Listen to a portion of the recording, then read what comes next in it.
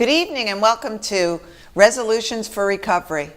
This show is dedicated to the education, empowerment for all people, family members, and loved ones that are struggling with substance use disorder.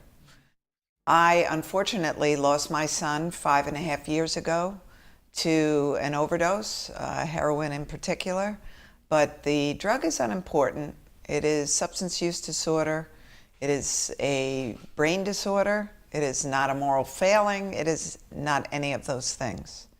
And today I'm really proud and I'm happy to welcome my good friend Terry Kroll, who unfortunately belongs to the same club that I belong to. But you know, what God takes away, He certainly fills your life with a lot of great people that certainly can't fill that hole, but certainly helps in the journey along the way, right? You're right. You're right. So we had the walk this weekend, the recovery walk. So Anthony Rizzuto was here last week, and we talked about the recovery walk. And I would say we had about 500 people there. Probably about 500.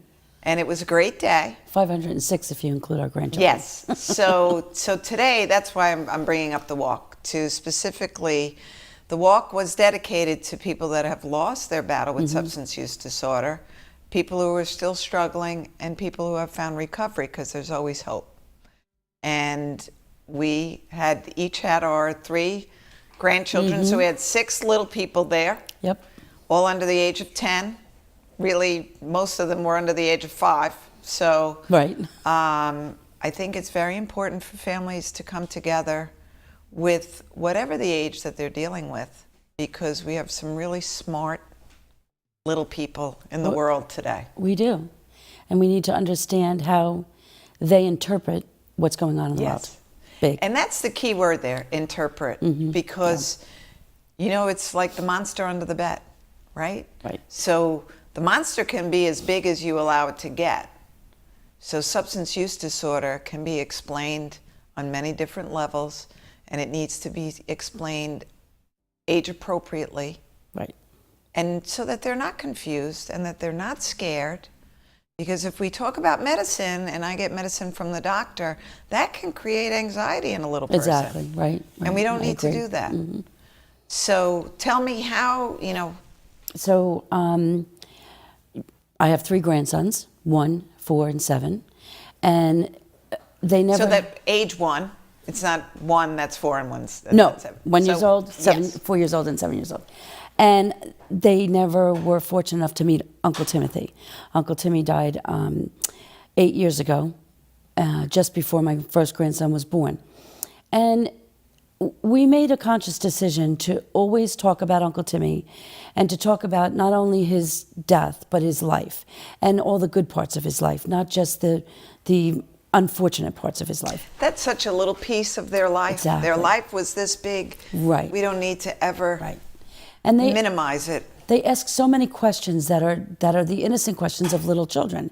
You know, did Mama and Uncle Timmy play hopscotch? Did Mama and Uncle Timmy like to swim together? Did they go to the beach together?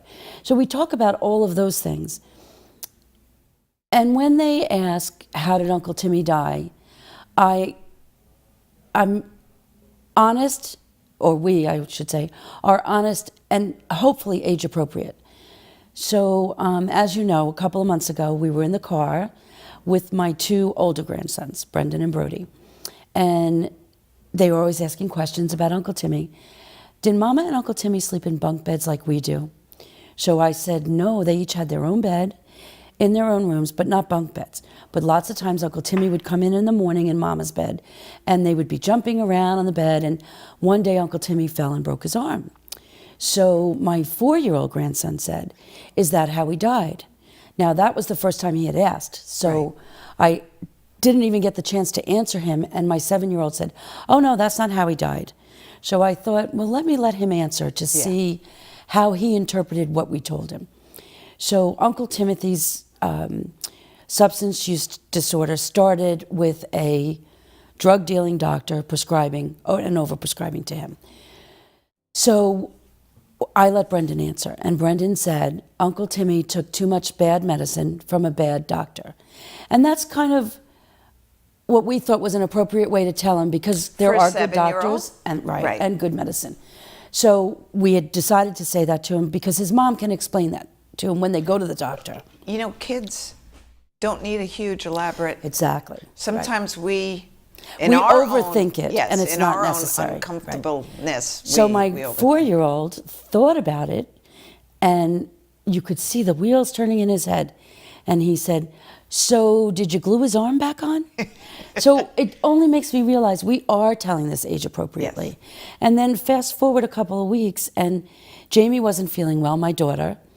She didn't have any adult Tylenol or Motrin in the house. She had children's Tylenol. So she poured herself the small dosage for children and poured another one. And as she was drinking the second one, my older grandson said to her, "Mommy, you might be taking too much medicine." So Jamie's response was to call me and say, maybe we went too far. But we thought about it and said, you know what? We didn't go too far, because we want our children to recognize when something's not right. Yes. There are so many people in treatment who are young parents. Yes. And when they come home, their children need to know it's okay to recognize a problem and it's okay to speak about the problem. If mommy came home from treatment and you came home from school and mommy is asleep and not Yes. coherent, you need to be able to tell grandma or daddy or, Yes, or another absolutely. adult what's going on and feel comfortable about that. Not feel afraid to talk about it and not feel intimidated by it, ever. I think, you know, I was speaking to our good friend Kim Lauby today, and she shared with me, and it's okay to share here, that friends of hers, you know, the father, there's 2 young children in the house, celebrating 11 years of recovery. They have a cake on that day to celebrate the fact that he is in Exactly, recovery. right. So when we talk about it openly, because substance use disorder is a fatal progressive disease if left untreated. Right. That we do know. It also has a genetic hereditary factor. Mm-hmm. So when we talk about our grandchildren, our children, it can affect them much more. You know, it just runs in the family. It runs in the family and it runs in the community. Yes. So, you know, I look at it running in the family, but I also look at, I want my children to be those children that openly talk about substance use disorder, that go to their friends' houses and can openly say what happened. And hopefully those families will see it that way and the stigma is reversed as we all want. Yeah, and, you know, the stigma we need is- to be able to talk about yes. this like we talk about when Ami loses 50 pounds, I lost 50 pounds. I want to talk about that. Right. When someone's in recovery, they're in recovery. Right. And they want to be proud of it. It's something to be very proud of. You know what? When you get when you're in remission from cancer, it's something to celebrate. This is a disease. And everyone has to understand it's a disease. It's not a moral Exactly. failing. Right. And we have to keep saying those words. Not a moral failing, not a choice. My son, I will say, made one bad choice. Did he know that disease was going to get ignited in his brain? Right. No, he did not. But we have to be open and honest to know our kids are going to make poor Exactly. choices at Right. times. That should not be a death sentence. No, for and it them. should be a conversation around the dinner Yes, table. it should be a conversation. We should be able to talk about this around the dinner table without that E.F. Hutton, oh, shush, she's talking Yes. about substance use. substance use, or she's Exactly. talking about Timothy, or, you know, we need to be able to talk about it as openly as we talk about him Yes. riding his bike, Absolutely. or surfing, or wrestling, whatever we want to talk about. Whatever our we sons. want to talk about. We need to be able to talk openly and comfortably. So my oldest grandson, who is 10, my daughter was 19 when she had Vincent. So he was 4 years old, almost 5 when Thomas passed. And fortunately at that age, he came in and he said to me, "Uncle Tom is dead." And I said, "Uncle Tom is in heaven." And he said, "Do you mean to tell me he's in heaven with God?" And I said, "Yes." He goes, "Why doesn't anybody tell me these things? He's okay." And he went and played. Right. So we allow that to be. Yeah. He didn't need an elaborate at 4 Exactly. years old. He's a Right. baby. Right. But fast forward to now and working with John Venza, and the adolescents at his treatment facility, and Vincent was with me when we were interviewing some of the kids, and we went outside, and he had a lot of questions. And I took a moment to always breathe before answering. Right. And we talked about making good choices, healthy choices, and unhealthy choices. Not good and bad, because those decisions, they can't be judged that way. They're just healthy and unhealthy, or educated and uneducated. Right. And when you don't know if this is going to hurt you, then take a step back from it. Ask and questions. we always need to have a way for our children to exit a situation that they're in without feeling uncomfortable. Absolutely. Because kids are so mean to one another, especially when we start to get into those 10, 11, 12, 13 years. They're mean. So if they have a way to say, oh, you know what? My grandma just came to my house. I have to go home. We would want them to be able to say the truth. I don't like what you're going to do, so I'm not going to participate. Right. I'm leaving. That's, of course, what we would love to see happen, but it can't always happen. It can always happen. And actually, that reminds me of Timothy when he was in high school and there was no substance use issues in high school. And he was at his junior prom. And, we did the whole rent a car, take them to the beach and whatever. And he called at 1:30 in the morning and said, Mom, I'm not comfortable. Can you come and pick me up? And I said, okay, you know what? Grandma's is right down the street. I'll call her and tell her you're coming over. Tell the driver to bring you home to Grandma's. And he made that conscious decision openly. Yeah. So to me, I always look at those conversations, which we've always had with our children, and it needs to stay that way. We need to be able to talk about what's going on. Absolutely. Nothing If we should don't, be hidden. they're going to get their education. They're either going to get it on the street from other kids with bad information, or they're going to get it. Parents are still the number one influence in their children's lives. Well, grandparents. Well, but, of course. Well, kidding. Except in our case. Right, exactly. So, but, children look to their parents. So parents need to be able to disconnect from, I understand how difficult, I'm a single mom. So when you come home and everybody has 900 things that they need to get done in the house, we need to disconnect to reconnect with our kids. Because when they're having a problem, it may not seem significant to you, because as an adult, some of the things that they ask, you could laugh at, but you can't laugh at them or seemingly at them. You just have to make it you just part have of their to life. Say, hey, you know what? I'm sorry that you experienced that today. How can we give you some coping skills for tomorrow? I talk to my grandsons pretty much every day. And it's usually a FaceTime phone call, or, they're on their way home from school. How was your day? What are you guys doing this weekend? Where do I fit in? Exactly. Just to know that they're comfortable and expect to have a conversation with someone besides their parents as well. I mean, your parents are your first go-to. Absolutely. They should be. But, not all kids are blessed. Exactly. Right. So if your go-to person is the lunch lady, that's okay. Yeah. Or a teacher, or anybody, Right. But certainly grandma, grandpa, aunt, uncle, even an older cousin, whoever that go-to person is, everybody needs a go-to person. Yeah, exactly. Yeah. Of course, I always want it to be me, but Of course, but that's okay. but, if they're comfortable, they can have more than one. Right. Even if I look at my 4-year-old Brody and 7-year-old Brendan. If Brody, actually, he was asked in school, the first week of school, all the children were asked who was their hero. And so Daddy is a fireman. And when Daddy came home that night, Jamie said, Daddy, guess who Brody chose as his hero? So, of course, Daddy thought it was going to be him. It wasn't. It was his 7-year-old brother. Oh, so, how sweet is that? Yeah. So I think about things like that. I look at, older kids who have, an older sister and an older brother. Yes. So if that's your go-to person, that's a fantastic thing, because we're under the same roof. We're coming and going together.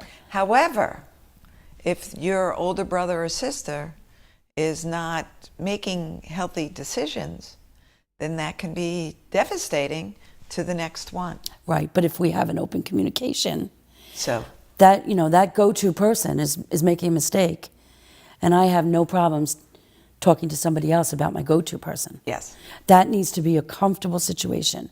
I just was speaking to somebody in my office, and she was telling me about it's like a different topic, but not. Telling me about they were making her apartment complex a no smoking complex, no smoking anywhere, and if there was smoking, you could be evicted.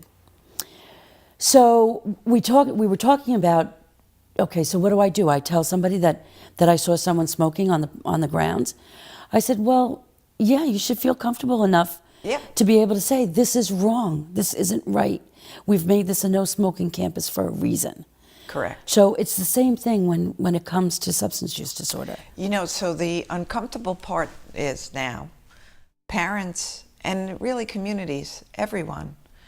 It used to be when you came home, I'm certain you too, when I grew up, everybody talked in the neighborhood. Neighbors waved to one another. Mm-hmm. My neighbors knew all 5 of us, all the kids. Yeah. They had no problem calling mom and dad and saying, hey, you know what? I saw Linda riding her bike. I don't know if you know that she was XYZ. Right. Is she allowed over there? Just Yeah. so I know. Mm-hmm. And everyone was okay with that. In today's world, we have taken it the opposite direction. So parents, and I've heard this from school administrators, and this is sad. School administrators or teachers are not against their students. They are all trying for the same result. Right. A happy, healthy child graduating from school. Elementary school, middle school, high school. So if I call you as a parent and I say, gee, I saw Timmy we found marijuana in his locker. We'd like you to come up to school. The response shouldn't be, do you have video footage of my son doing that? How do you know it was his? Yeah. Mm-hmm. I don't, we shouldn't be so quick to defend them. We should have an open, honest conversation, because that can be the first touch of getting that child help. That's the first chance you have to intervene. First, and in this world, we have to be throwing roadblocks in their way at every given chance that we can get. And use the school administration to your advantage, rather than put that block up that We were both at Governor Cuomo's press conference today, and he so eloquently also said he has 3 daughters, and he said we have to stop with not my child, not my community, not my school. It does not discriminate. To anybody. Right. And Governor Cuomo being married to the Kennedy family, and we all know the struggles that the Kennedy family has had with substance use. It's not a stigma and it's not shameful anymore, but it is an open communication. I think you need to know what's going on, and it shouldn't be, it should have never been a stigma. Bunch of expletives for my neighbor, right, for trying to tell me, trying to intervene. So when you see something, say something. Because think of that. If someone doesn't say something on the subway and someone leaves a bomb, it's the same bomb going off in someone's family that can kill just as many people. So we need to be able to have that open communication. There were a couple people who said to us when we found out about Timothy having not been able to get the prescriptions and now using street drugs, I knew he was doing that. I thought he might be doing that. Well, why didn't you say something to us? Right. I've never looked back and blame anybody, ever. You know what? We don't have the luxury of looking back. Exactly. And it doesn't change anything. No. But we did the best job we could at the moment. But I will in time talk about it for the next person. Absolutely. You and I go everywhere together, and people always say that we're strong people. We're strong people because we don't want to see this happen to other people. Absolutely. And we're strong people because we have grandchildren in this world. And I want a healthy environment for them. Absolutely. And it's not just going to happen in the 4 walls. It has to happen in the community. And it has to be an open dialogue with everyone. So we talk about children's birthday parties, and our friend Kim always, so it's true. Nobody's the alcohol police, but again, I'm going to say, if every day mom and dad come home from work and say, I had a stressful day, and pour a glass of wine, have a cocktail, have a beer, Your little ones are going to mimic that Exactly. behavior at some Right. point in time. Alcohol helps with a bad day. Right. So instead of coming home and doing that, come home and say, I had a bad day. Let's have ice cream for, let's Or have let's go that kick for the our ball first around. course tonight, and then we'll have dinner. Yeah. Or let's go for a walk. Let's go Right. for a bike ride. Yeah. Let's sit down and watch a movie, because you know what? I need my loved ones around me. That's what's going to help me feel better. I right actually now. was at a meeting, a community meeting one night, and somebody in the group that was meeting said, "My wife and I have a constant, ongoing argument. We put our alcohol in sippy cups, and I think it's a good idea. My wife doesn't. Okay." Why are you putting your alcohol in sippy cups? Well, we don't want our children to know we're drinking. Okay, that's even worse. Right. That's a problem I see, but that's even worse, because now you're teaching your children to hide their behavior, You know, or to hide their Because, decisions. listen, you can have, if you sit down to dinner and you say, Mom and Dad, I enjoy a glass of wine with dinner, and I'm old enough to understand the risks, you know, and I'm just going to have this one glass. That's an open dialogue, Right. not hiding it in a sippy Exactly. cup Exactly. or using it because I had a bad day. I enjoy it with my dinner. You are too young, and it will change things. You know, you're not old enough to Exactly. to digest it. Right. They don't need a huge explanation. You're I not actually old enjoy enough. a glass of milk with dinner. Right, but is that what you Yeah. enjoy? Yeah, exactly. Okay. Right. I and enjoy that's okay. a nice cold Yeah. glass of water. Mm-hmm. That's what I enjoy. Right. But we can't hide it, and we shouldn't try to sugarcoat it. And I challenge our communities to have events without alcohol being involved, because then we tell our kids, go out and have a great time. You don't need drugs and alcohol to have a great time. They need to be shown that they can do that. And as adults, we need to show Right. that behavior. My husband and I do not drink, and so we never even serve alcohol in our house. But people come back again, so we must be having a good time without it. Absolutely. So, yes, if you want to enjoy a cocktail, I understand that. But there's so much even without it. So much, And I think the message should be, if you really honestly have to have that cocktail, then maybe you need to pause and see and say, why do I need that Exactly. as my coping mechanism? Yeah.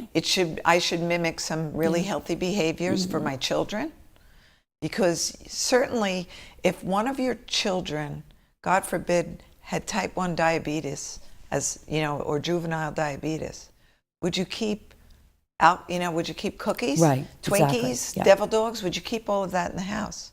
And our good friend Dr. Jeff Reynolds once said his son is severely allergic Right. to peanuts. So he likes peanut butter. Having peanut butter in his house could kill his son. He doesn't have peanut butter in his house. Right, exactly. So we need to remember those kind of things. Right. It's not as innocuous as you think it is. Yeah, exactly. It just isn't. Exactly. So, we need to... we talk about alcohol being in the house. So think about it. Alcohol can be abused as well as a drug can be abused. Would you put Absolutely. a drug on the middle of your kitchen table? I don't think so. I don't think so. So there's nothing wrong with saying there's no alcohol in my Do we put the child house. locks on, when they're little, on where all the, cleaning products right. are? Mm-hmm. They now put the child lock on the pods for the washing machine. Mm-hmm. So if you're bulletproofing and you are Right. keeping all of those things out of the hands of little ones, alcohol equally can right. kill a 2-year-old. And then, we've said in many different forums that we've been in. So where do you keep your prescriptions? So I always say to people, if you keep your prescription or your medications in a medicine cabinet in the bathroom of your house, where is the only room in the house that you're expected to be with the door closed? is your bathroom. Yes. So it should never be kept in there. It should be kept in the kitchen, in a locked cabinet, or wherever you're going to keep it. It should be in the open. You know, I think that they're reasonably priced enough now, and Right. certainly you can probably get them if you need one Yeah. in your home for free. Yeah, if you have to lock up medications, I mean, you have narcotics in there, obviously you're going to need to lock up But those you know, prescriptions. even with little ones, You Advil, never know. You never know know. what they're going to get into. Right.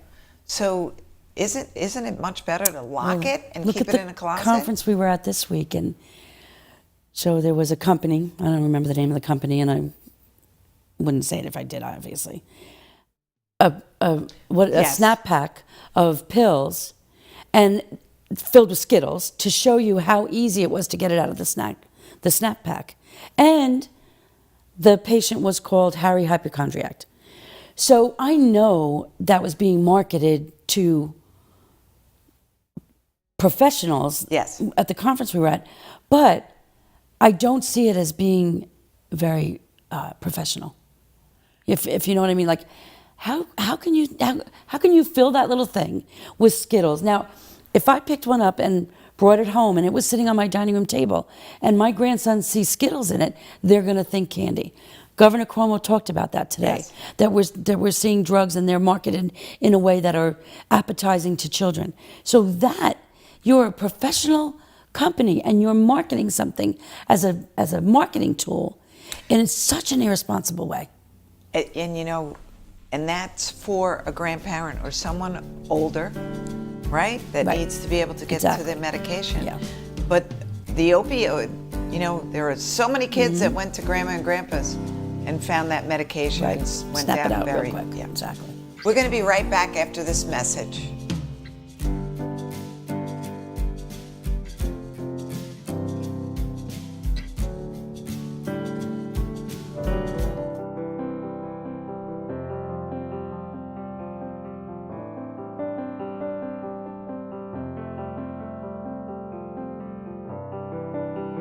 My age is 18 years old and my name is Evan. My name is Sean and I'm 19 years old. My name is Justin, I'm 16. My name is Angelica. I'm 18 years old.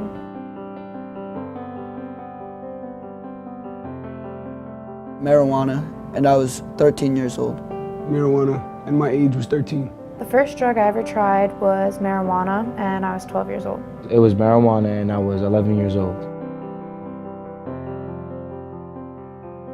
Yes, and that escalated to promethazine, lean. I began to take pills like Xanax, Percocets. I began using other substances such as pills and alcohol. I then went on to cocaine and pills and quickly progressed to heroin.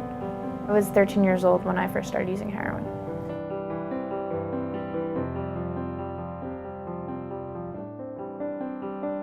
I had like aspirations of going to like an Ivy League school, and that quickly, within like a year or two, changed. I stopped going to my classes, I stopped going to school altogether eventually. All my friends were kind of just dropping me. I started getting in trouble in school, eventually kicked out. I got in trouble with the law a lot. I wasn't really hanging out with a lot of sober people, just people that use. I overdosed at 15.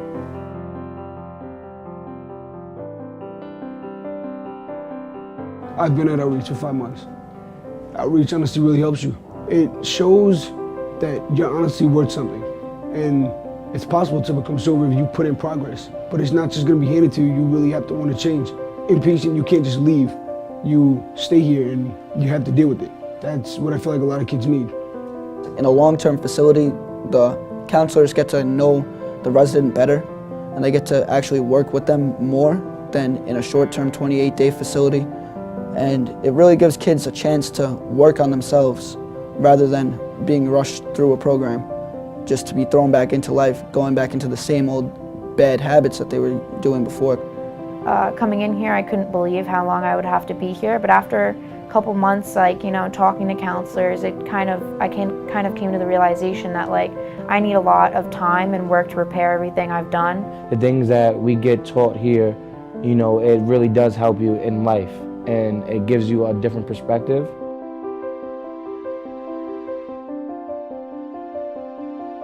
It's very important for a kid to have a family involvement and treatment so they don't think they're alone in this. We communicate on a better basis than how we used to. We understand each other more.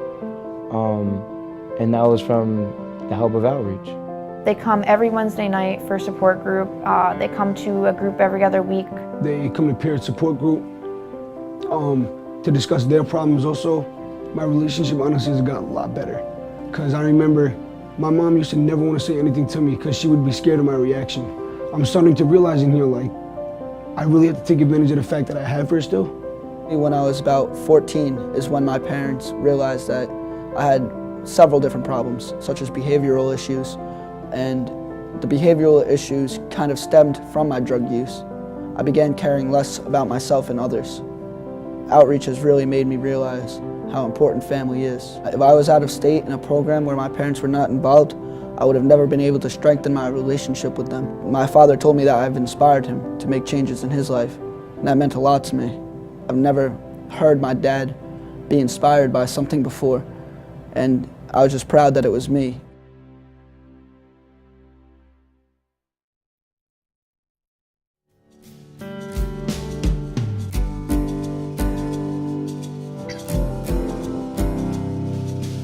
Welcome back to Resolutions for Recovery. And Terry and I are just really talking about how do we talk to families, because we both have little ones in the house.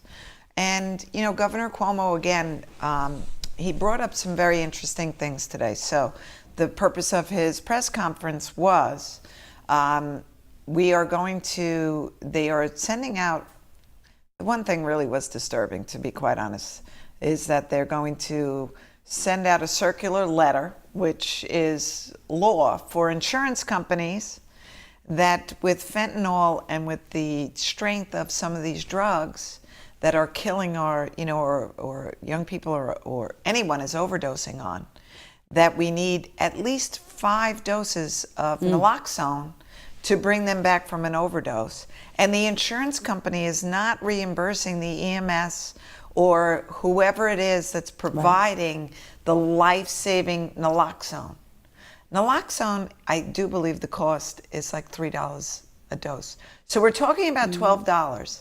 And that there has to be a letter circulated by the governor of the state of New York to tell the insurance companies to reimburse that.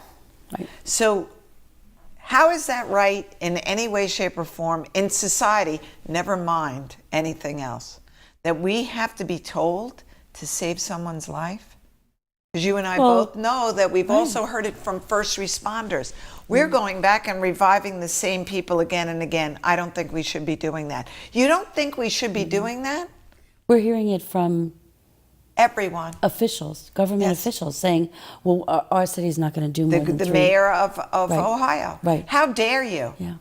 So if someone in your community had 3 heart attacks, are you not bringing them back? Are you not using the paddles on them? How Exactly. dare you? Just, you know, because people who are struggling with substance use disorder are not throwaway people. They're not the old names, the junkies, the this, the that. They're not any of those things. They're people struggling with the disease. Well, when we think about it, they were never any of those names. They were I mean, never. I look at what people used to say and used to call people who were suffering from this disease, and I think to myself, how dare we? How We dare used to call what would Down syndrome mongoloid or Right. retarded. Yeah. No, we know better. We have to do better now. Exactly. So that was. I've actually heard from EMT people that they don't use the full dose of the naloxone because they're afraid of the violence of a person coming out of an overdose. Where do you make the decision of how much naloxone you're going to use? You know, First we're talking off, about you brain could damage. Also, you know, secure their hands before they Right. even wake up. Right. You can do that. You always have 2 people there with you. I have a hard time with that because I did have the unfortunate circumstance to use Narcan on somebody that I didn't know at a traffic stop sign. And I used the whole thing, and the person was not violent. And so I didn't experience what they're talking about somebody being violent. I think that's very few and far between. Yes, me too. But what Governor Cuomo was talking about today is the synthetic fentanyl Okay, so that's no joke. Right. The So if syn- you're an EMT that's already not going to use one full dose, how do you know it's fentanyl that that person is overdosing Right. on? You need to use as much as it's going to take to get that person revived. I mean, I'm sure that And it may that be they something would. that it's not, that naloxone is not going to revive them with. Right. And unfortunately, they're going to succumb to whatever it is that they took. But no one should make that determination. Exactly. I'm pretty sure the guy upstairs makes that determination. I certainly am not going to I mean, interfere with it just that makes decision. me think, okay, the EMT is going to pull up and say, sorry, Not we don't you. feel like helping you. Yeah. That's not their job. That's No. not what they It's went not into their that job to profession judge. for. You just go in and do what you have to do. Right. So we're talking about fentanyl. We're talking about some of the new marketing, synthetic marijuana.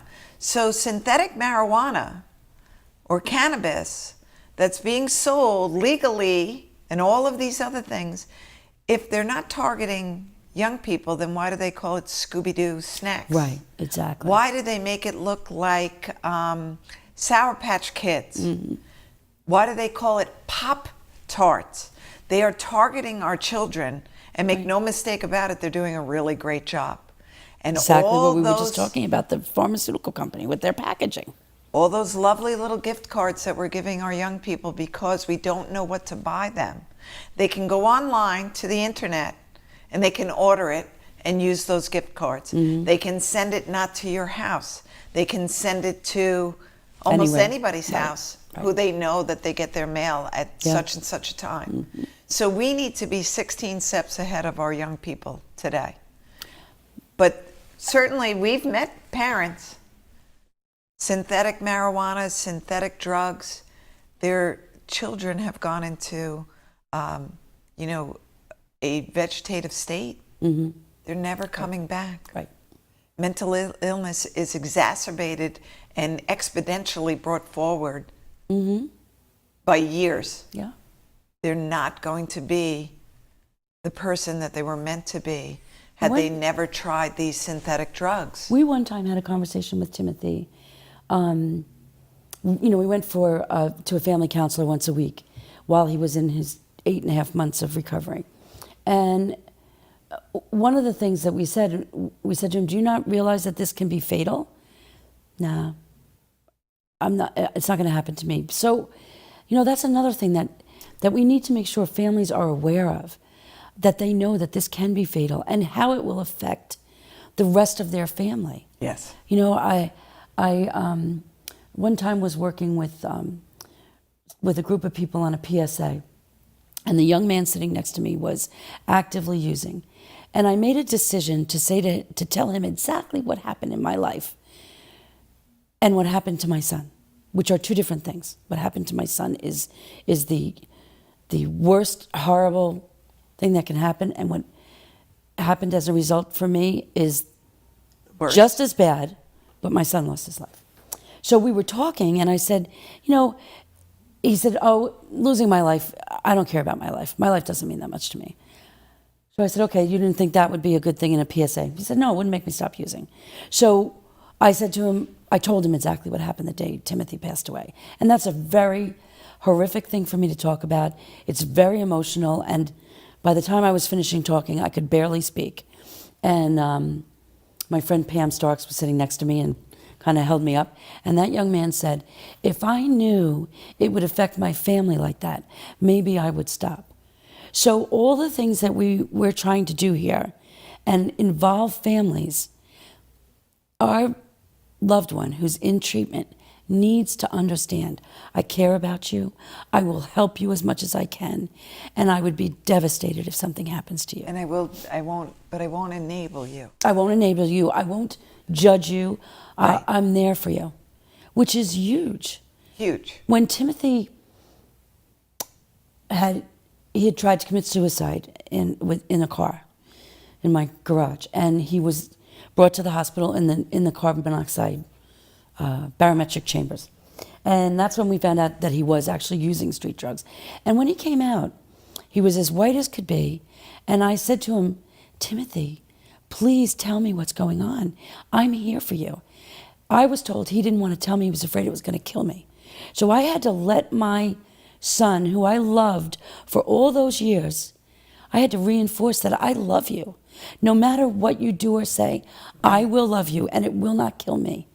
And that brought the blood back to his face and actually made him realize his family was there for him. Yeah. We need the public to realize we have to be there for these patients. We have to be there for our loved ones, as difficult as it is.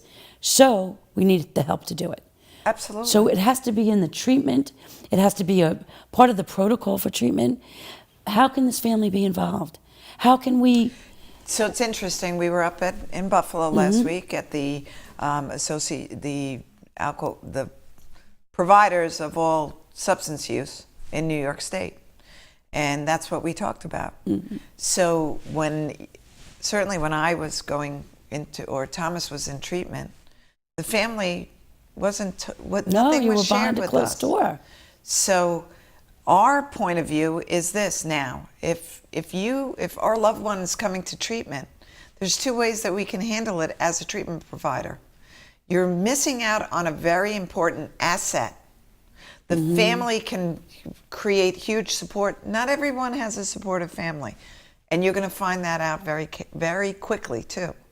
So Mrs. Kroll, this is going to be Timmy's itinerary during the day. We have his, and we want you involved in everything. Can you do that with us? Because involving your family is going to really give Timmy a heads up and a leg up in maintaining recovery. And it's moving okay forward. to say, Wow. Mrs. Kroll, if you can't, is there someone else? Because the family is involved with the siblings, the aunts and uncles, like we said before. Everyone Who needs can to be help? involved, though. Exactly. Right. I mean, when our children were in treatment, what did we do? We went there for the hour a week on Sunday afternoon. Absolutely. I spent that hour staring at my son, sitting right next to him, as close as I could get to him, and not knowing what to do. I would have loved for someone to say, you know what, Mrs. Kroll, he does very well in one-on-one counseling. He's better in group counseling.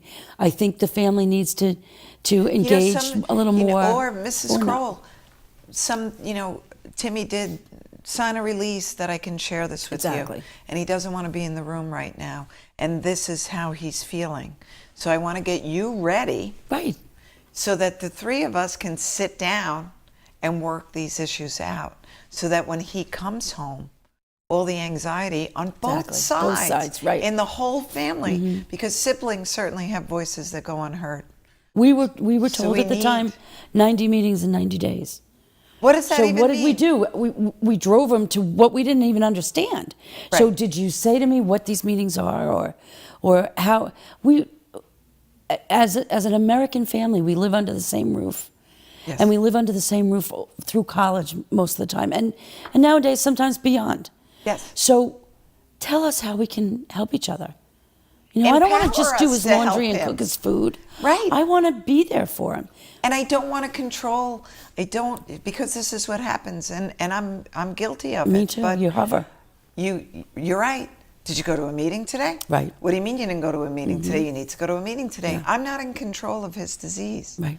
But if I can sit down and say, hey, you know what? I'm going to go to a meeting tonight. I'm going to go to a family's meeting tonight. Can I bring you also to Exactly. the meeting? It's important that we do this together. Yeah. So let's all go. I'll drop you off at yours. I'll go to mine, and then we'll go get ice cream afterwards.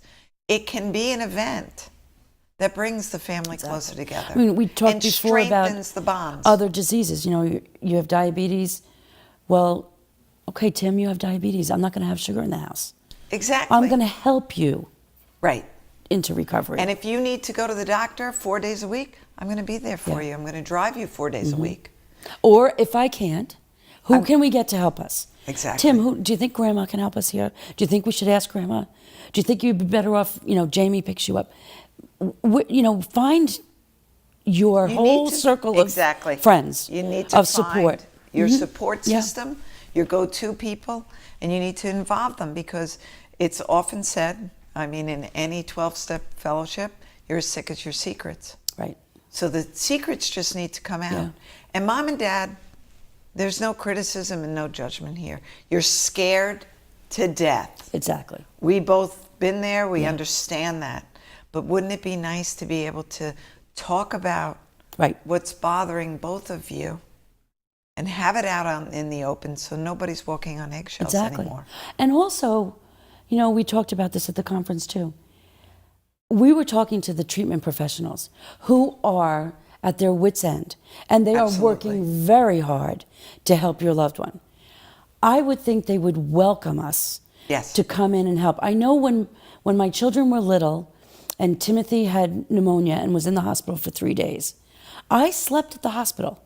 And the nurses thanked me for sleeping at the hospital because I could do the emotional side and the loving and the bath and whatever he needed so they could Absolutely. do their job. And they weren't scared. Right. But also the professional Yes. gets that time to do their job. So I just Because see that as there's being a gonna be perfect other fit. patients that don't have that Right, support. exactly. Thomas was, same thing. He was in the hospital for a week with, he always had strep, which led to rheumatic fever, I Yeah. think. Scarlet fever, that's what it leads to. The fever. But yeah, we were in the hospital, Yes. but he would have been scared to death, number one, if I wasn't there. Right, exactly. So you hold their hand, you watch shows, you read together, you know. Well, I actually got in trouble one time because I was sleeping in the crib with him, and they told That's me I had what to I get out. did too. Yeah, but it was a big metal crib. I thought there's plenty of Yeah. room for both of us. Absolutely. But I would have done whatever I could have for Timothy. While he Absolutely. was away for 28 days away from us, that we didn't know what kind of help he was getting, what we needed to do when he came home. He didn't even and if he understand was his okay. disease. I didn't know if he was crying himself to sleep at night. I had no idea, Right. none whatsoever. So I just think that if between all of these groups and foundations throughout the state, we can say, let us help you. Let us Yes. help you to be a family united in this recovery. And the other part of it is, unfortunately, in today's world, there are many people that don't have a supportive family. Right, right. They don't. So let's create That a support support, system yeah. Mm-hmm. for that person. If they're going to be going to sober living afterwards because they don't, they have a homeless shelter or a sober living. Let's engage them in people in the community who Mm-hmm. Right. are recovery coaches and advocates and surround them with people that are going to lift them up instead of pulling them back down. Exactly. You know. I'm sure you feel the same way. If I come across anybody who's in recovery, I want a big hug Of because I course. miss that Timmy Bear hug, But I am so proud of that person. I'll be your support. I Absolutely. think a hug is more support than anybody can imagine when you've gone through what you've gone through. And I've never been through substance use disorder and recovery, so I don't understand that loss and gain and loss and gain. I understand the loss of a child. So, it's that same hug you and I can give each other. But if I can give somebody a hug that just means health to them, there's support. That's support. That's support. That's support knowing, Mm-hmm. Yeah. wow, Right. I really did do something. Exactly. Because Exactly. nobody else might be telling them right. that. And to really overcome substance use disorder, first off, it's a lifelong Right. disease. Yep. They work on that every single day. And the Tim used to say physical longings in their body until that really is all gone is terrible. We talk about, we haven't even seen the tip of the iceberg of this insidious epidemic yet, because we have babies being born dependent on opiates and heroin. Dependent. Did they choose to be dependent? Right. No, they did not. Exactly. But their They're mom, dependent. unfortunately, They're physically disabled. They're learning disabled. we don't It's even terrible. know. Right. We don't even know the depths of Exactly. their disabilities really for many years. Exactly. So that is going to be a strain on our economy, certainly on governmental assistance, and all of those things. There are grandparents in the world today that are raising their grandchildren because their children are unable to do so. Yeah. We haven't even begun to feel the full brunt of everything that's so. If we keep taking away treatment, and making it shorter and shorter and shorter, what are we gaining? Right. Nothing. Shorter treatment, no family involvement. Yeah. It's not just the mom and the dad and the brother and sister. It's church, your Church, your pastor, school, your businesses, teachers, right? everyone. Your children. I mean, Yes. everybody in the community, every person in the community needs to be involved. And like Governor Cuomo said, can't say not me. You can't say not me. Never say not me. So- because it might not hit your child, but it might hit your child's best friend. So now it hit your child. It might hit your niece or nephew. Right. Right. Might hit your brother or sister. There's very few people untouched by this. Very few. You know what I always like to say? It affects everyone. Mm-hmm. And whoever doesn't raise their hand, you're just too ashamed to admit You're it. closed-eyed. Yeah. You know, if you don't realize this is affecting Mrs. Jones down the street with her son who works in the pizza place and, you know, could be driving to work and then hurt your family. Absolutely. So it affects our whole community, everybody. Everybody. You know, Yeah. there's no drinking and driving for a reason. There's no smoking pot and driving Right. for a reason. Exactly. You know, Exactly. there's no, people when they do opiates or heroin, not off. So I'm sorry. Do you think that all the accidents of people driving into the side of someone's house is an accident? The robberies for $20, $40, $100, they're not accidents. Right, exactly. There are sick people. They're not, they're not, I won't say that word. I was going to use a word that included They're not. scum. They're not. They're This not is- those people. it They're actually- desperate I to want to say get- this is us. Yes. You know, this is us. This is us. New York. You know, we're So, in New York. let's it's talk us. about that. That show is is probably the most popular show in the country today. This Is Us on Channel 4, right? Right. What is that? What is the father struggling with? Substance use disorder. He had a drinking problem. Right. Exactly. So let's come out of the shadows Mm-hmm. because they're showing it right on TV. So, we just need to open our eyes, get your head Yep, out of the hole that exactly. it's dug in. Stop. And if You you want to be a member of say- this community? Accept the community. Accept Exactly. what's going on. If a oak tree on the corner was dying, you're going to call the town to take the oak tree down. So if you see a community that's suffering, you need to make a difference and you need to work together to do it. Absolutely. And you need to be involved. Tonight at Kings Park High School, Dr. Stephen Dewey is doing his presentation, which is by far unbelievable to love show Dr. the Dewey, yeah. science behind addiction. The science, so there it is, the brain chemistry, the science, whatever you want to call it. And I will tell you that the same parents will be there tonight. Everyone should be coming out. Everyone in the community needs to come out and educate themselves on that. Yeah. We have a Narcan training on Tuesday night at Lindenhurst Junior High School. I want to see the whole community there. Absolutely. You know, you and I carry Narcan all the time. I have it in the car, I have it in my Right. office, I have it in my bag. And have it I at used to home. say it's an unfortunate first aid, but you know what? It's a first aid. Would you carry Band-Aids? Would you carry Tylenol for a headache? You would. So you need to carry Narcan too. If you want to do. be a member of your community, you need to have. And it's so be easy to armed. use. Exactly. So easy to use. Yeah. So I think all of the trainings that happened all along Long Island, all across New York, there shouldn't be a household that's not Narcan ready for trained that. and have it in the house. Narcan trained. Go to the forums that are explaining to you. I sat in a forum one time, not very well attended, but a woman sat in the back, and I was with Pam Stark, and the woman said, "Oh, those little tiny bags, those are what heroin comes in?" And Pam said, "Yes, they're usually packed and they have a rubber band." And the woman got up and ran out. And Pam went running after her. Now, if that woman wasn't sitting in that meeting, she wouldn't have known what was going on. That auditorium should be filled. Those auditoriums need to be Well, filled. I also want to say to anyone who thinks that their loved one has a problem, if you're already thinking it, there's already a problem. Right. And you need to get out of your own way. Exactly. And the first step is always the hardest step, but you need to be the one that throws the biggest roadblocks in the way. Mm-hmm. We can't, our friend Avi always says, people are falling from the cliff. Don't worry about getting more ambulance to the bottom of the cliff. put a guardrail up. Right, exactly. We have to have the appropriate level of care at the earliest intervene. The education, Yes. the knowledge of what's going on in our community. And the ability to talk openly about all of these things. We're seeing arrests happen in both Nassau and Suffolk County that hasn't been happening for years. That wasn't happening. Correct. It's happening now.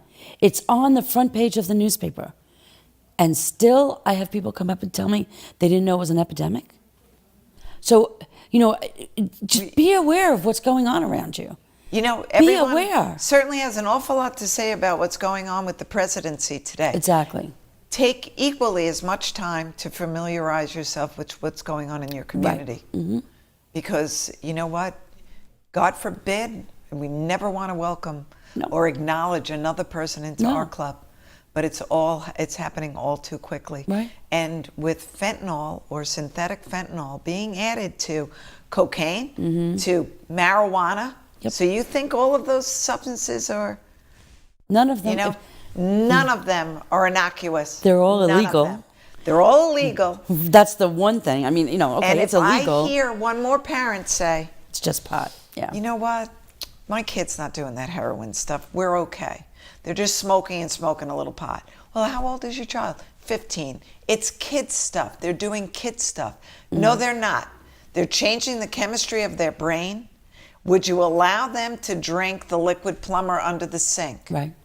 So don't give them card. Yeah. As soon as you say, well, I'll let them do that at home, they've already gotten the Right. green light that mom and Exactly. dad know this is okay. I can do it Mom and anywhere dad that know I it's want. okay, or they say, "Oh, I did that when I was a kid. I Right. dabbled in that." And by the grace of God, you're here today. Right. Exactly. By the grace of God, you're here today. So we have to be upfront. We have to be age appropriate, right? And if you're confused, if you go to the Office of Substance Abuse, their website, so OASIS, there's a kitchen toolkit on there. You don't need to reinvent anything. Right. You can bring it to it'll tell you exactly what age is to have these conversations with. Exactly. So we're not And I talking think the about drugs ages and alcohol. Are younger than they even say. Yes. Those ages, like we talked about 5 years before. old, we're not talking 5 years about- old, 4 years old. Talk about it age appropriately. But we don't need to even bring drugs and alcohol Exactly. into it. It's exactly. coping skills. Healthy decisions and Healthy if you decisions. have a question about something, you How do open you the dialogue. ask? Exactly. Right. How to keep that conversation, because if we can build strong little people, by the time they are 10, 11, and 12, you're already going to have that bond Exactly. And that open between dialogue. Because when I watched Brody with the watch thinking their in his wheels head, I turn. saw the wheels turning, and I thought, what is in his head? And when he said, "Oh, did you glue his arm back on?" He had to think about whether or not he was going to ask me that question. Yeah. You can ask me anything, anything. Thank you, Terry. Thank you for joining us this afternoon. We look forward to seeing you next week. Have a blessed weekend, and don't be afraid to have the conversation ever. Have a great week. I don't know if you were